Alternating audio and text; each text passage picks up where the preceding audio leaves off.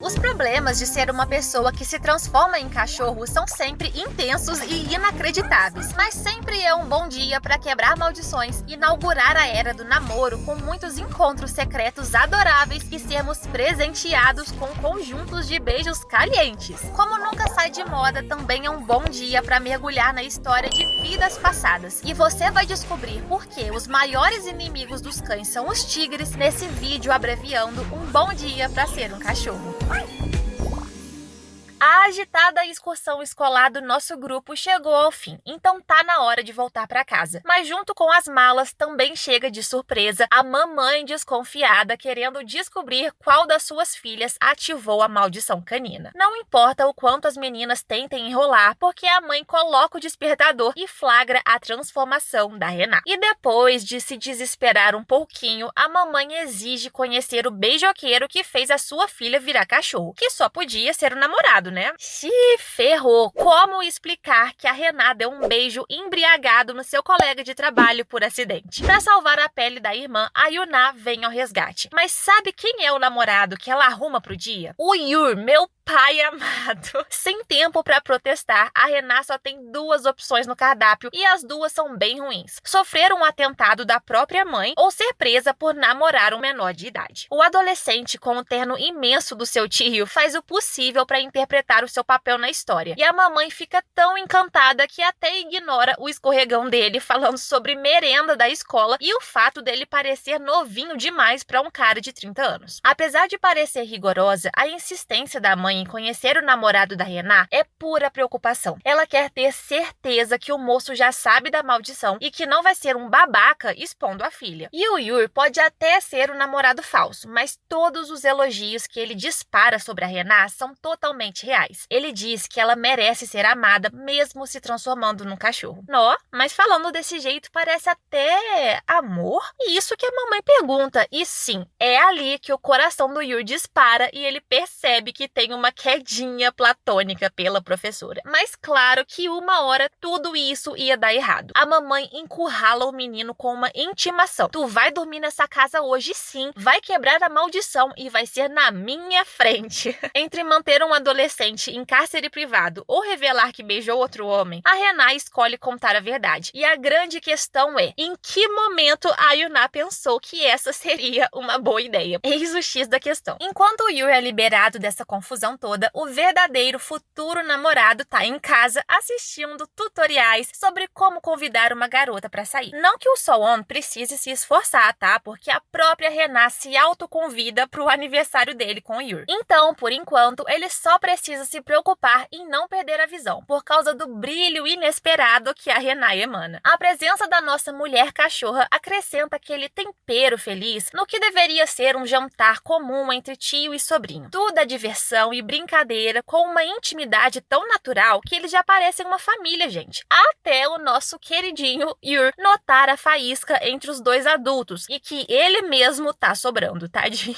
Se foi ele quem juntou o casal, nada mais justo que aturassem o menino até o final, né? Mas não. Ele se despede e vai embora como protagonista de um drama super triste, chorando em câmera lenta, que eu não dou conta, gente. Momento deprê do coitado e eu tava rindo horrores porque foi engraçado em níveis assim, estratosféricos. E agora que estão sozinhos, os pombinhos tomam várias doses de coragem líquida porque tem algo a dizer. O Soon quer confessar o seu amor e a Renata também quer a mesma coisa. Só que uma coisinha além disso, né? Também revelar o seu segredo canino. Mas me pergunta se eles conseguem desembuchar. Nada, minha filha. É tanta enrolação que no fim nenhum dos dois se pressiona a assumir os grandes segredos e terminam a noite bêbados, observando florzinhas e se apaixonando mais um pouco. É compreensível a Renata hesitante em contar e pedir ajuda do Soon para quebrar a maldição. Ela começou a gostar muito dele e tá com medo da reação. A Yuna tem a mesma preocupação, porque não quer que a irmã passe pela mesma humilhação que teve com o ex desprezível. A mãe delas teve que pagar o traste para beijar a garota cachorra cachorra e desfazer a maldição. Isso que dá moral pra feio, tá vendo? Mas o Sol-On é diferente, né? Além de ser lindo, a gente acredita que ele é confiável. O problema é que a Renata numa contagem regressiva perigosíssima. Ela só tem mais 10 dias pra quebrar o feitiço, senão vai viver como um cachorro pra sempre. E o seu tio, o Golden Retriever, muito doente, é um lembrete diário desse possível destino trágico. Se já não bastasse essa corrida contra o tempo, ela tem que lidar com pessoas que não fazem mais nada da vida além de perturbar o sossego dos outros. E adivinha, é o caso do ex-estúpido da Yuna, que reapareceu do esgoto. Depois de ter visto a Rená com o Sol-On naquela excursão escolar, ele postou na internet sobre a mutação canina de uma mulher. E isso atraiu a atenção de outro estúpido, o valentão que intimidava o Sol-On na escola e que imediatamente o reconhece na foto. Por ser uma espécie podre de jornalista fubanga que cobre denúncias totalmente sensacionalistas e escândalos, a nova determinação de vida desse imundo é investigar o caso. E ele vai longe. Quando uma mulher corre perto da casa do Sol-On, ele fica desconfiado, mas a situação piora quando um cachorrinho sai do beco e ele vê algumas roupas jogadas no chão. O senhor intrometido foge com todos os pertences da Rená e bisbilhota a vida dela inteirinha, desde idade, trabalho, endereço, informações da família, gente. Que isso? FBI essa caçamba agora? Ele até visita o restaurante dos pais dela, aborda alunas na escola e instala uma câmera escondida no veterinário. Realmente, esse aí não sabe o que é ter limites. E olha, o agressor pode até esquecer rapidinho o trauma que causou em inocentes, mas as vítimas não esquecem. E pro azar dele, o Sol-On não é mais o mesmo. Ele é mais corajoso, sabe se defender e enfrenta o encrenqueiro quando descobre que ele tá perseguindo a Rená. Só que por outro lado, isso instiga ainda mais o valentão a futricar na história, sabe? Então ele compra o vídeo que o ex-namorado, fio de uma égua, fez da Yuna no passado. Pelo menos algo de bom veio com essa história toda. Agora, qualquer coisa é motivo pro Sol-On ficar perto da Rená e protegê-la. Melhor ainda se for na segurança dos seus braços quando um suspeito se aproxima dela na rua. Só não foi muito inteligente atacar sem conferir, porque o próprio pai da Rená, que é surpreendido pela chave de braço do Sol-On, ao invés de surpreender a filha. Que belo primeiro encontro entre genro e sogro, não é mesmo? Mas sim, foi uma boa primeira impressão. Pro papai, aquilo significava que o homem que deu o primeiro beijo na filha não é só um ativador aleatório de maldições caninas, mas sim um cara legal que se preocupa com ela. E esse é o apoio moral que a Rená tanto precisava. Mas assim como felicidade de pobre dura pouco, de mulheres meio cachorras também dura, porque ela recebe uma ameaça do coisa ruim. O nosso trio Parada Dura aparece no local esquisito combinado e enquanto dois ficam na retaguarda, a assustada Rená enfrenta o seu chantageador. O bastardo chega farejando e jogando petiscos pra cachorro, o que com certeza ferveu o meu sangue. Mas ele faz pior. Mostra o vídeo que tem da transformação da irmã, ameaça postar na internet e a soltar cachorros em cima do Sol-On. E o que ele quer em troca? Dinheiro, é claro, né? A maior quantia que ela puder esvaziar das contas bancárias de toda a família em até 24 horas.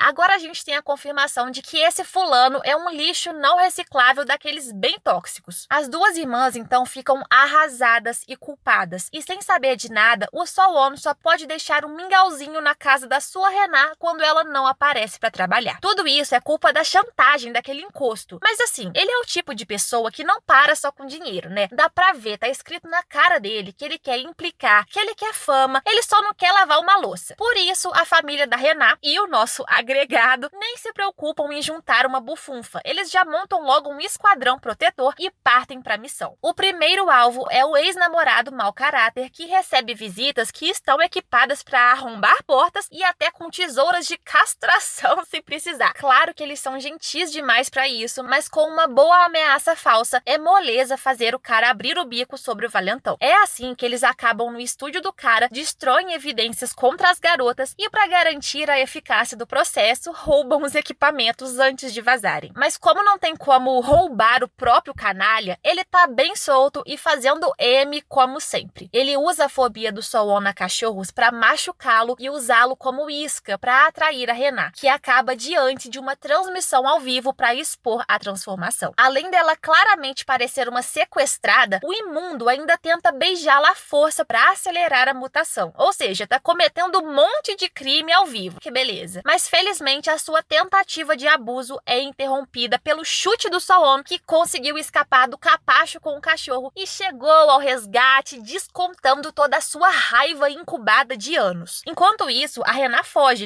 para se transformar longe dos olhos de todos. Mas não adianta, porque o Soo-won a segue. É quase meia-noite e ela fica apavorada sem conseguir contar o seu segredo. Mas como diz o ditado, uma imagem fala mais que 1000 palavras. Bem na frente dele, ela assume a sua outra forma, mas não tem problema, porque o Soo-won já queria se aproximar da Cacau. E bem, ela tá ali, toda pequenininha e assustada, mas observando o Soo-won passar por cima do seu medo, porque ele sabe que é a Rena. Ele a pega no colo e depois de se encararem com olhinhos de jabuticaba, o príncipe encantado beija a Cinderela canina, quebrando a maldição. É tão fofo que eu até ignoro o furo no roteiro dela reaparecer já vestida, tá? Nada mais importa, eu só quero ver esses dois finalmente assumindo que se gostam e grudando um no outro, só que dessa vez de ser humano para ser humano. Os preciosos estão ali para nos provar que uma vez desfeita a maldição, 1000 beijos podem ser trocados tranquilamente e esfregam a doçura na nossa cara sem dó nem piedade. Sinceramente, eu perdi as contas de quantas vezes eu assisti essa cena. Só que tem mais gente sabendo que a maldição foi quebrada. Lá do seu trailer, o professor Lee, mais conhecido como Senhor da Montanha ou Tigrão aqui entre nós, sentiu a coisa toda acontecendo. Apesar de ter sido ele quem lançou a maldição na ancestral da Rena, na hora que ele aparece para dar uma lição naquele encardido, ele tem todo o meu apoio. Pode ir lá, Tigrão. Todo poderoso, ele apaga as memórias do energúmeno para fechar essa história de uma vez por todas. Então, finalmente, podemos declarar aberta a era namorico da Rena, com direito a uma festinha de comemoração também pelo fim da maldição. E quem duvidava que o relacionamento desse casal não seria açúcar puro,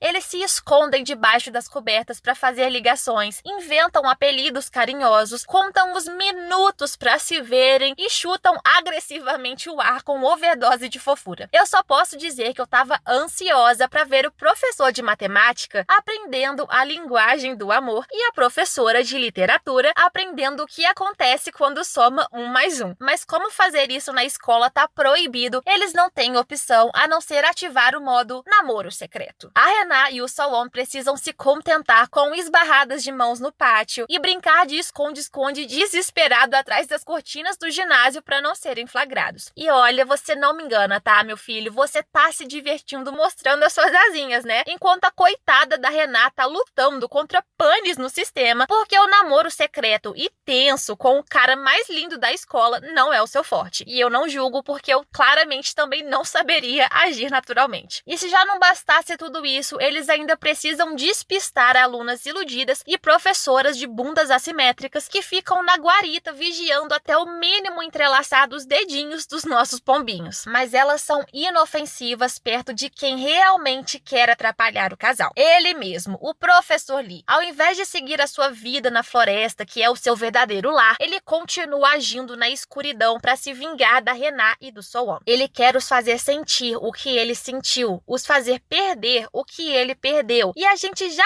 vai falar disso, tá? Calma aí. Por enquanto, ele faz pulseirinhas talismãs e manda o vice-diretor entregar. Porque adivinha só, o vice-diretor também é um ser místico da montanha, uma raposa que já tá de saco cheio desse mundo humano, mas não pode voltar para casa por causa da vingancinha do chefe. Na teoria, essas pulseirinhas são feitas para manter casais juntos, e os nossos bobinhos inocentes caem nessa mentira. O que não é muito inocente é o Soo-won convidando a Rena para sua casa depois do expediente. Depois de um longo dia sobrevivendo de misérias amorosas, ela tá animada para voltar à casa dele como uma humana. Apesar de ainda estar tímida, a mente dela é tão suja que a imaginação corre solta, e solta até demais. Ninguém estava preparado para ver Chao Nu seduzindo fatalmente com um morango e as fantasias mais doidas da Rena que quase ultrapassam o limite da vergonha alheia. Até hoje eu não acredito no que eu assisti, mas quando finalmente eles iriam colocar os lábios em ação, o professor Lee me aparece do mais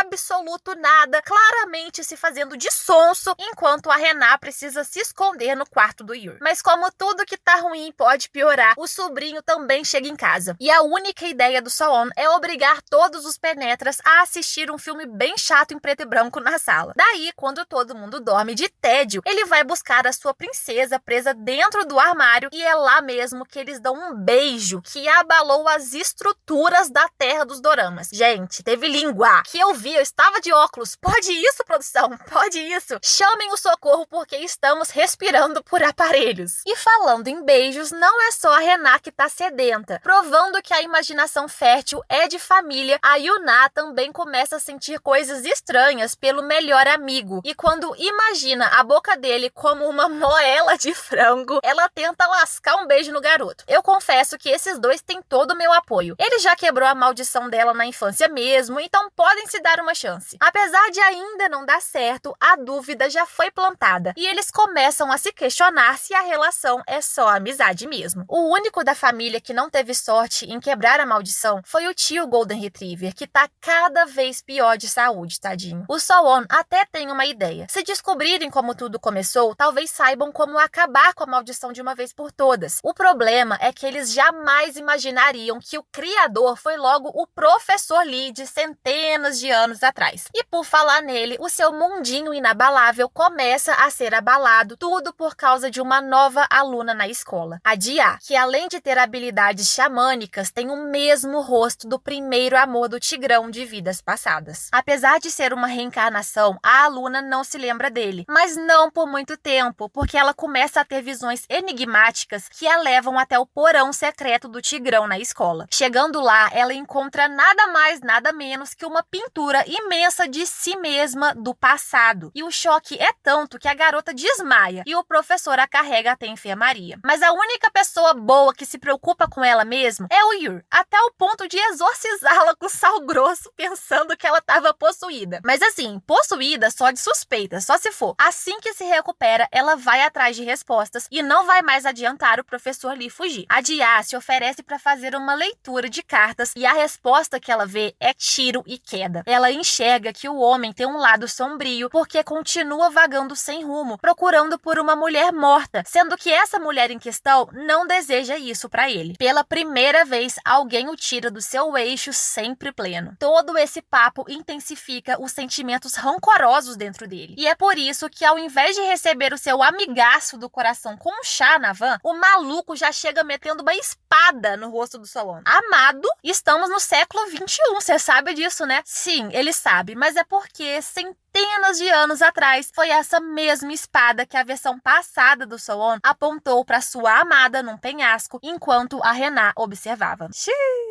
Então vamos entender de uma vez por todas esse trelelê do passado. Em uma vida passada, a Rená foi a serva e amiga de uma senhorita nobre que estava grávida, a aluna xamã daquela época. Um dia, a Rená conheceu um guarda oficial do governo, que era o Sowon daquela época, e foi praticamente paixão à primeira vista. Na frente dos outros, eles fingiam se tratar com indiferença, para que ele não se metesse em encrenca por tratar tão bem uma criada. Mas o amor já era grande e ousado, tá? Mas como nada é um conto de fadas, as coisas se complicaram quando Sowon foi encarregado de prender a Dia, já que o marido dela era um traidor. Entretanto, como homem de bom coração que ele era, ele desobedeceu a ordem e ajudou as mulheres a escaparem para as montanhas. Ele até se sacrificou ficando para trás para lutar contra os soldados. Mas o plano não deu totalmente certo. Durante a perseguição, a senhorita nobre perdeu o equilíbrio, caiu, rolou, girou de um morrinho abaixo, bateu a barriga e infelizmente ela perdeu o bebê. O grandíssimo senhor da montanha a encontrou e cuidou dela até ela se recuperar, mas não pôde fazer muito pela mulher que perdeu a vontade de viver, a não ser observar de longe e impedir que ela pulasse do penhasco. Mas até o frio espírito da montanha tinha um coração na época, e para consolar, ele a presenteou com um cachorrinho que tinha a alma do filho morto. E foi assim que a mulher recuperou seu ânimo na vida. Daí, 3 meses se passaram, e apesar da hesitação do Tigrão em criar vínculo com aquela humana, só para depois perdê-la por causa do ciclo natural da vida, eles criaram boas memórias juntos, porque pessoas morrem, mas lembranças permanecem. Então, conforme viravam amigos e brincavam de casinha, o Bugyeon se encantou pelas bochechas coradas dela, e depois do beijo que recebeu, ele teve a certeza que se apaixonou. Enquanto eles viviam essa fanfic fica histórica, a Rená de vez em quando saía das montanhas e aparecia na vila para procurar o Sowon, que, coitado, foi capturado, torturado e em breve perderia a sua cabeça se não revelasse a localização das mulheres. O Tigrão e o Raposo começaram a desconfiar que alguma hora a menina iria dedurar todo mundo para salvar o seu amor, a si mesma e também o seu bebê, porque sim, a Rená estava grávida. E não deu outra. Logo, os soldados apareceram bem no dia que o casal iria passear na praia, mas quem empunhou uma espada contra sua amada foi o Sowon. Durante um breve momento de desatenção, ele não vê quem enfia a espada na mulher, mas assim, pode ser duas opções, né? Pode ter sido o Sowon mesmo, ou ela mesma pode ter se machucado, sabe? Não sei. Só sei que ela cai do penhasco e o Bugyeon só pode lamentar a morte dela com muita dor e muitas juras de vingança. O último desejo dela era ser esquecida caso morresse, mas sabemos que isso é totalmente o oposto do que ele faz, já que centenas de anos depois, o cara tá ali apontando uma espada pro Sowon, mesmo que ele nem se lembre do passado, mesmo que ele seja alguém totalmente diferente. Sério, e é por isso que não dá pra entender o Tigrão. Talvez anos longe do seu habitat natural tenha afetado negativamente seu cérebro, né? Porque se ele quer tanto se vingar, por que ele não acaba com tudo de uma vez? Não, ele vai lá, faz o seu teatrinho todo metafórico e manda o Sowon vazar. Assim, falando por mim, teria ido imediatamente na polícia se alguém apontasse uma espada pra mim. Mas o professor de matemática é péssimo em interpretação e só acha que o amigo tá fazendo brincadeirinhas estranhas. E não é só isso que tá diferente. Por causa daquela maldita pulseira, os cachorros passam a evitar a Rená e ela adoece do nada. Por causa disso, o tão esperado encontro do casal precisa ser adaptado a domicílio pro Sowon cuidar da sua namoradinha Dodói até os dois se aconchegarem um no outro e ficarem quentinhos graças à febre dela. É por isso que encontros domésticos sempre parecem os maiorais nos doramas. Mas quem disse que o professor Lee iria se contentar com uma pulseirinha maligna, né? Ele ignora totalmente o aviso do vice-diretor Raposa sobre espíritos da montanha deverem proteger humanos e não puni-los. E ele vai lá e usa os seus poderes para causar o caos. Ele tem a audácia de ir até a clínica veterinária do nosso amigo Boca de Moela e coloca o tio Golden Retriever para dormir, só que permanentemente. Agora avacalhou. Que maldade é essa, cara? Como é que querem que eu tenha compaixão por esse tigrinho? Por mais comovente que seja a história de amor dele, você quer saber de uma coisa bem sincerona? Eu não poderia me importar menos, tá? É irritante. Ele devia ter canalizado toda essa raiva pra punir quem mandou caçar a mulher pra início de conversa. Sabe? Parece que ele só quer torturar, é só tortura por tortura. Toda essa história de vidas passadas também não foi a minha parte preferida. Eu só queria que a maldição acabasse logo pra poder me sufocar nos momentos fofos do casal na era do namoro, enquanto encaminhamos pro final. Mas eu acho que nem sempre podemos esperar sol e arco-íris no que deveria ser uma comédia romântica fofa, não é mesmo? A gente vai ter sofrimento pela frente e muito, tá? Pode anotar. Revelações da real identidade do Homem-Tigre, escolhas difíceis a serem tomadas, perda de memória e muito mais. Se você ainda não desistiu desse dorama, não esquece de curtir e continua aqui comigo. Vamos dar as mãos e torcer para que a dose de açúcar volte a ficar nas alturas para salvar o final disso tudo. Até o próximo vídeo e tchau!